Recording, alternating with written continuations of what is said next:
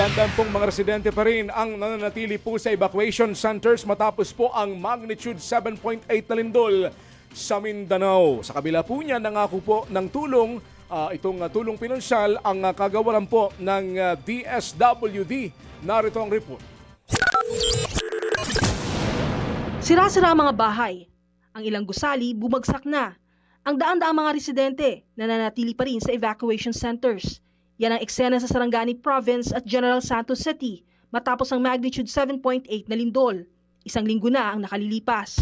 Personal yang binisita ni Pangulong Bongbong Marcos kasamang ilang kalihim at opisyal ng iba't ibang ahensya ng gobyerno.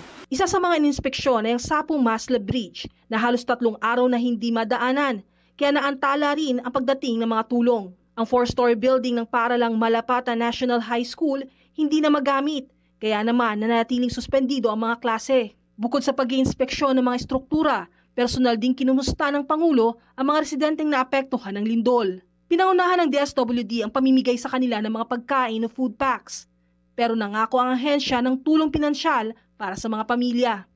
Alam natin may mga iba silang pangangailangan tulad ng pang-ayos ng bahay, pambili ng mga iba pang bagay na wala doon sa kahon. So sabi ko kay Mayor, ang commitment ng DSWD, emergency cash transfers immediately. So ganun rin sa ibang sa 7 pang bayan ng Sarangani and pati na rin sa Davao Occidental and sa Jensan City. The moment we get the listing from the LGU, agad-agad nating gagawin yun. Nakaantabay rin ng DOH para sa paghahatid ng mga gamot.